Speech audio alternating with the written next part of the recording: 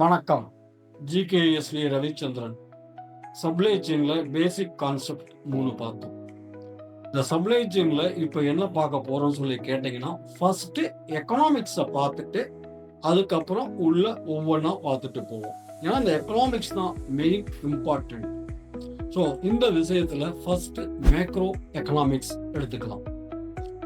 Macro economics எடுத்து பார்க்கும்போது இது வந்து பொதுவான ஒரு எக்கனாமிக்கல் சிஸ்டம், கூட்டி கழிச்சு எடுக்கிற ஒரு கணக்கீடு. இதுல வந்து கிரைசிஸ், கிரவுத் அப்படின்னு சொல்லி மாறி மாறி ஏற்படும்.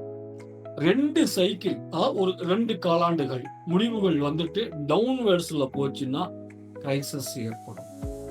ஸோ இது வந்துட்டு எக்கனாமிக்ஸ்ட், இண்டஸ்ட்ரியலிஸ்ட், ஃபினான்சியல் மினிஸ்டர் இவங்கெல்லாம் சேர்ந்து சில மெட்ரிக்ஸை மாற்றி அமைக்கிறது மூலமாக பாசிட்டிவ் ட்ரெண்டுக்கு வரும். ஓவரால் ட்ரெண்ட் என்னன்னா டவுன்வேர்ல போனாலும் திரும்ப பாசிட்டிவ்க்கு கொண்டு வந்துருவாங்க. இதுதான் மேக்ரோ எக்கனாமிக்ஸ் ட்ரெண்டு. இதுல வந்துட்டு இந்த கிரைசிஸ் பீரியட்ல வந்துட்டு 2 மெத்தட் இருக்குது. ஒன்று வந்து கிளாசிக் தியரம். கிளாசிக் தியரத்துல வந்து என்ன சொல்லுதுன்னா செல்ஃப் கரெக்ஷன், கவர்மெண்ட் இதுல எதுலையுமே தலையிடக்கூடாது அப்படின்னு சொல்லுது. கீன்ஸ் கான்செப்ட் என்ன சொல்லுதுன்னு சொன்னோம்னா கவர்மெண்ட் இன்வெஸ்ட்மெண்ட் பண்ணணும்னு சொல்லுது.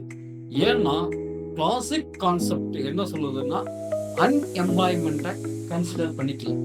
ஸோ எம்ப்ளாய்மெண்ட் கிரியேட்டிவிட்டியை பத்தி பண்ணல, ஒன்லி எக்கனாமிக்ஸ் செல்ஃப் கரெக்ஷனை மட்டும் பேசுது classic concept. So Keynes concept என்ன சொல்லுது, கவர்மெண்ட் இன்வெஸ்ட்மெண்ட் பண்ணுனா அன்எம்ப்ளாய்மெண்ட்டை கம்மி பண்ண முடியும் அப்படின்னு சொல்லிட்டு சொல்லுது. பட் கவர்மெண்ட் இன்வெஸ்ட்மெண்ட் அதிகமாகும் போது, கவர்மெண்ட் பேங்க்ல இருக்க பணத்தை எல்லாம் எடுத்து யூஸ் பண்ணும்போது பிரைவேட்டுக்கு பணம் கிடைக்காது. அப்ப பிரைவேட்டுடைய காஸ்ட் ஆஃப் கேபிட்டல் இன்க்ரீஸ் ஆகும்போது பிரைவேட்டுக்காரங்க இன்வெஸ்ட்மெண்ட் பண்றதை நிறுத்துவாங்க. அப்ப இந்த இடத்துல என்ன நடக்கும்னு சொல்லி கேட்டீங்கன்னா, கவர்மெண்ட் சில துறைகள்லயும் சில துறைகள்ல பிரைவேட்டும், அதாவது கிளாசிக் தியரமும் கீன்ஸ் தியரமும் 2ஐயும் மிக்ஸ் பண்ணி அப்ளை பண்ணுவாங்க.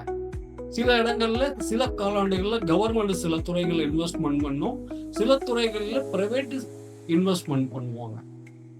இப்படி பண்ணி அது செல்ஃப் கரெக்ஷனையும் கவர்மெண்ட் இன்வெஸ்ட்மெண்ட் பிரைவேட் இன்வெஸ்ட்மெண்ட்டையும் பண்ணிட்டு மேல கொண்டு வருவாங்க.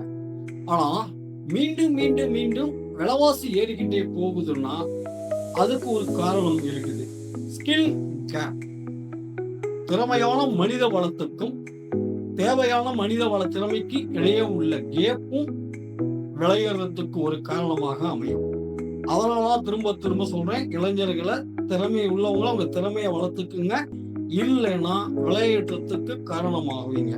இந்த ஸ்கில் கேப்பு தான் இந்தியாவுடைய விளையேற்றத்துக்கு ஒரு காரணம். நன்றி, வணக்கம்.